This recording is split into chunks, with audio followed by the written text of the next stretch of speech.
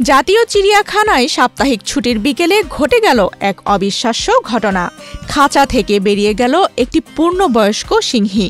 বিকেল 4:45টার দিকে ঘটনার পর মুহূর্তেই আতঙ্ক ছড়িয়ে পড়ে চিড়িয়াখানার দর্শনার্থীদের মাঝে। শুক্রবার হওয়ায় তখন ভিড় ছিল অন্যান্য দিনের চেয়েও অনেক বেশি। পরিস্থিতি বুঝতে না পারলেও নিরাপত্তা কর্মীদের তড়িঘড়ি নির্দেশনায় দর্শনার্থীদের দ্রুত বের করে দেয়া হয়। কেউ হতাহত না হলেও এই ঘটনার সূত্র ধরে চিড়িয়াখানার নিরাপত্তা ব্যবস্থা নিয়ে নতুন করে প্রশ্ন উঠেছে।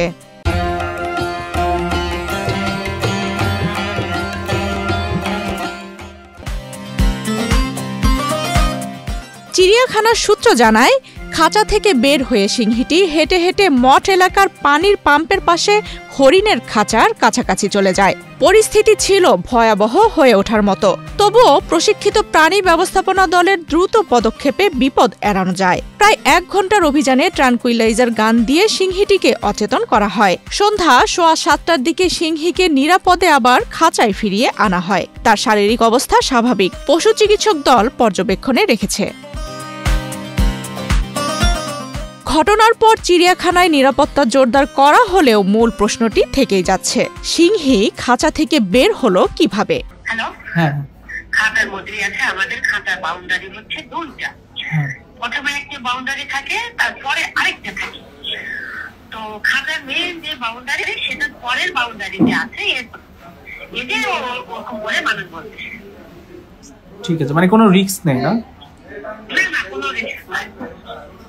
মানে জনসমাগম স্থলে বের হয়নি না? না না না না, আপনি গেছেন না জুতে? হ্যাঁ, আমাদের যে 2টা করে বেস্টনি আছে সেটা তো মনে আছে। জি, ওই জন্য ওদের সম্মানে জনগণের কোনো মানে এমনি কারণ সমস্যা নেই, সেফ জোনে আছে এখনো, কারণ সবাই এ করতেছে। এখন ভয়ের কিছু নাই, এই মেন কথা এটা। আপনারা কি এটাকে কন্ট্রোলে নিতে পারছেন নাকি? কন্ট্রোলে আছে, মানে লোকজন চলে গেলে আস্তে আস্তে তাকে একদম ওর ঘরের মধ্যে পাঠানো হবে।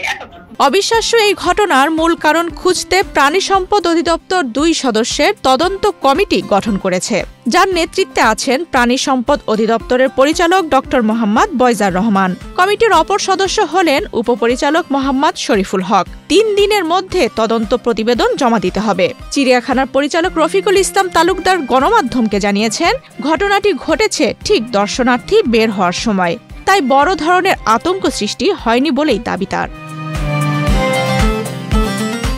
তবে দর্শনার্থীদের প্রশ্ন, যেখানে দেশের সবচেয়ে বড় চিড়িয়াখানাতে এমন অব্যবস্থাপনা, সেখানে আর কোথায় নিরাপত্তা? সিংহী পালানোর এই ঘটনা শুধু নিরাপত্তা ব্যবস্থার দুর্বলতা নয়, বরং বহু বছর ধরে চিড়িয়াখানার খাঁচা ও নিরাপত্তা ব্যবস্থাপনা নিয়ে যে সমালোচনা ছিল, আজকের ঘটনা তা আরও স্পষ্ট করল। আফসানা রিপা, বাংলাদেশ প্রতিদিন।